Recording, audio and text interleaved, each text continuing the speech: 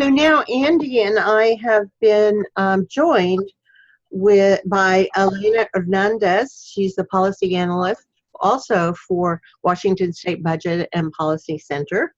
And we have in the room, although not showing right now, let's go back to you, Elena. Mm-hmm. And let's talk a bit about what other issues of economic equity do you expect in the 2016 legislature? Okay. So last year we saw quite a bit of movement around the minimum wage proposal. In fact, it moved farther in the last legislative session than it had in previous sessions. So we do expect to see that again this session. So for the $12 statewide minimum wage. We also would expect to see some reforms around temporary assistance for needy families. The cash grant for temporary assistance for needy families was reduced by about 15% during the recession. And during last legislative session, we were able to get that restored by about 9%. So, I think we can expect to see trying to go back in and get the remaining 6% of that cash grant restored during session. We also had another really big win last year with the Early Start Act. So I would expect to see kind of some proposals to move forward on the equity components of that, to be able to ensure that you have quality early childhood education opportunities for kids that are furthest from opportunity throughout our state. You need to make sure that you're putting funding in for those providers to go through the quality assurance programs and trainings. So I would expect to see some movement around that as well. And then, we'll always continue to push for full funding for the Working Families Tax Rebate. So that's something that, we'll continue to push forward during this session. And that, again, is the Washington State version of the highly successful federal earned income tax credit, which has been in statute since 2008, but has not received funding. So those are the big areas that the Budget and Policy Center would be pushing forward on during this session. And so we'll see. I mean, it's going to be a short session and it's a supplemental budget before a big election year. So, not sure how much of it will happen, but we'll try. So, Ellicott, you're looking closely at Inslee's Clean Air Rule. Mm-hmm. So will you briefly describe the rule and describe the rulemaking process? Yeah, so back this past summer, the governor directed the Department of Ecology to cap carbon administratively using his existing authority under the State Clean Air Act. So this essentially means that the department will place an economy-wide limit on the amount of carbon dioxide our major polluters are allowed to emit. So there are a lot of questions that have yet to be answered around the extent of the authority, the breadth of the coverage, and then even the threshold at which a polluter becomes eligible for regulation under this program.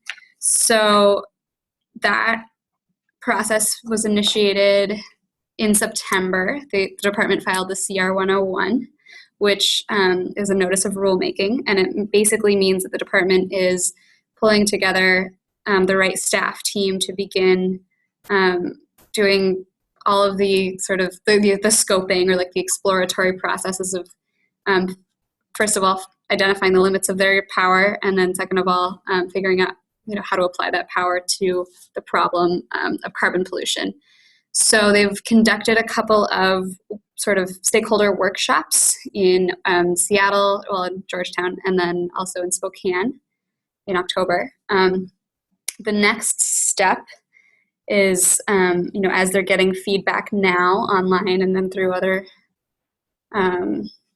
channels, they'll be doing a PowerPoint sort of webinar in November to sort of give more of a rough outline of what the draft rule will look like. So that rule, the draft, I guess you could call it the draft of the draft, will be available in December. And that signals the end of the CR 101 process.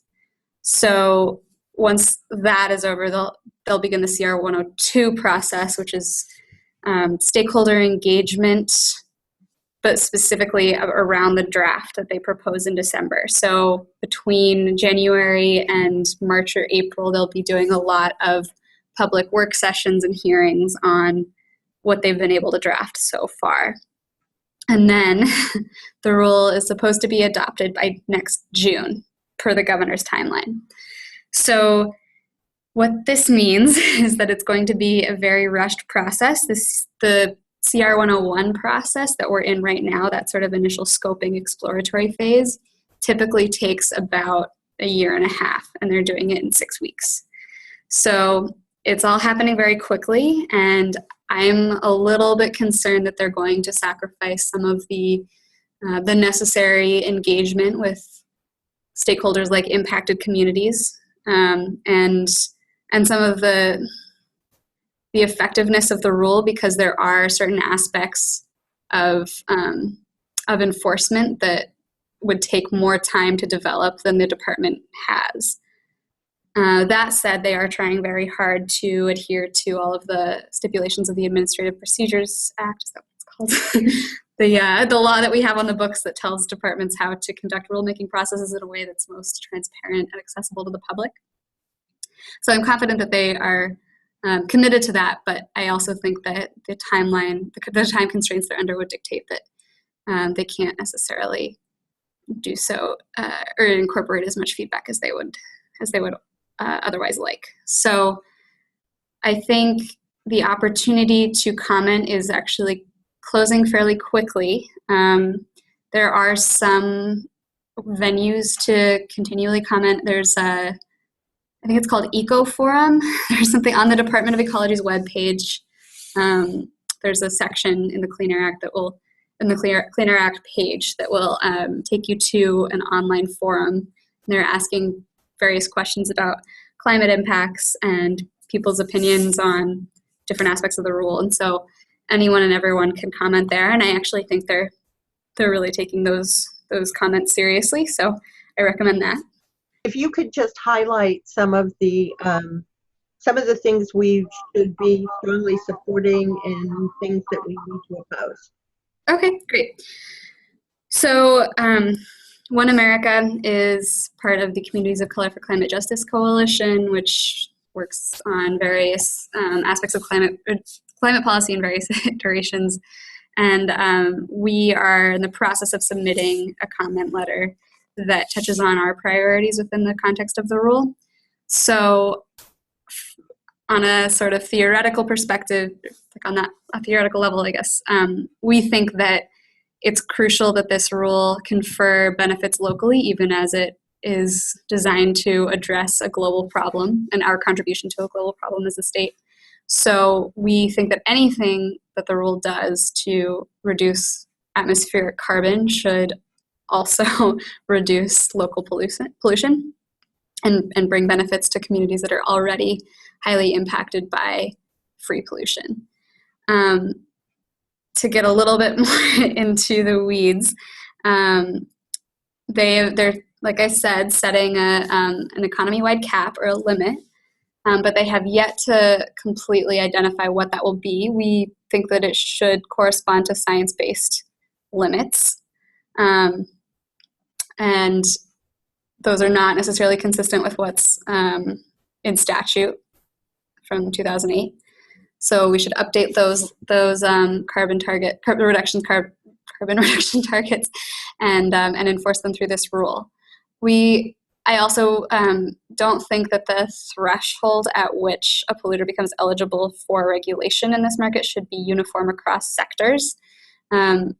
The transportation sector in Washington State is the biggest single source of carbon emissions, and so it should be treated a little bit differently than other sectors like pulp and paper. On that note, they have proposed to regulate emissions from the transportation sector, but at the level of fuel refineries. So any fuel that gets refined in Washington State and will be accounted for in this rule, but that leaves out about 16% of all fuels that are combusted in Washington but are not necessarily refined here. And so I've asked the department to find ways to regulate those fuels so that we don't create a competitive advantage for petroleum that's processed out of state. There's a similar problem with electricity in that not all of the electricity that's used in Washington can be regulated under the Clean Air Act. So, for instance, when we import coal energy or coal-powered energy, then that comes in sort of under the cap. It's not regulated by this rule, and we don't want to create an incentive for utilities to buy dirty power from other jurisdictions so that they avoid this regulation. There's also the issue of compliance flexibility. So each industry or each entity is given a target, a cap, and a level of reduction of emissions to bring its emissions down to, and they can comply with through a couple of different mechanisms. One is, obviously to just implement technology that cleans up their emissions. Another is to have enough permits to account for their emissions. And a third way is through these, we can call them alternative reduction mechanisms. And so they're very, very similar to offsets. And the department has refrained from using the term offsets, but they're similar in that they are sort of hypothetical reductions, because instead of reducing the emissions on site, you can comply by funding other projects that might reduce carbon dioxide. So if, for instance, a refinery, instead of cleaning up what's coming out of its smokestacks, decided to build a bike path to a major roadway, that could, in theory, be counted as part of its obligation to reduce. They're also incredibly difficult to verify and quantify.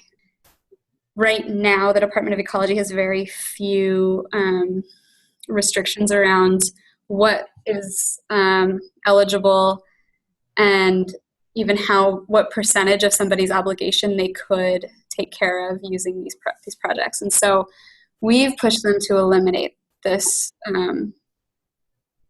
this part of the program. And I'm wondering about one more thing. How does this rule fit in with the other two carbon control initiatives, projects that are in the offing? Good question. And I'll expand that to 3, because there's also the Clean Power Plan. So as many of you know, the president has done something very similar to what the governor has done by using his authority under the Federal Clean Air Act to regulate emissions from the energy sector. So in Washington, each state has to create its own plan to comply with the goals set forth by the department or by EPA federally, and we're pushing ecology to create our own clean air rule here in harmony with our plan for compliance with the Clean Power Plan. So I guess that takes care of that. In terms of the initiatives, it's hard to say. The rulemaking process is an executive process that's taking place now. Both of the initiatives that you're referring to, one is still in the stages of development from the Alliance for Jobs and Clean Energy, and then the other one has been out in the ether for a bit, through Carbon Washington. Those are both intended to go in front of the people on the ballot next November of 2016. So the timing is a little different. I think it's possible for those initiatives to replace certain sections of the rule. I don't know if the rule will be written that way. I think that's up to the Department of Ecology. So I think there's a little bit of overlap in that they are attempting to address the same problem but go about it in different ways. The initiative for a revenue neutral carbon tax, Initiative 732, does not use a cap the way the Clean Air Rule does. It doesn't set a limit on emissions. It merely charges for pollution as it happens. So there's less of a guarantee in reductions. and then it uses the revenue, recycles the revenue back into polluters and other businesses, and then into the pockets of families who qualify for the Working Families Tax Rebate. The Alliance for Jobs and Clean Energy is still doing a lot of research and development on its own proposal that would likely follow a cap, or it would be a pollution mitigation fee. So just like the Clean Air Rule, it will likely set limits on economy-wide carbon emissions, and then probably charge polluters for their right to pollute within that cap. And then, so either they would have to buy those permits or make their own reductions. And then we would invest that revenue in, most likely, in projects that benefit communities that are highly impacted by carbon emissions and other pollution and are most vulnerable to climate change impacts, but also that reduce carbon emissions in ways that complement the effect of the limits of the cap. So, thank you so much, both of you, and Andy, who had to leave. I can't tell you how much I appreciate your time, and I'm looking forward. Elena and Ellicott and I belong to a lobby team called the Racial Equity Team, led by lobbyists of color, and we collaborate on our lobbying, and they are obviously two very strong lobbyists to collaborate with. So thank you so much for being with us. I appreciate it. thank you, Thank Jolinda. you. Happy to help.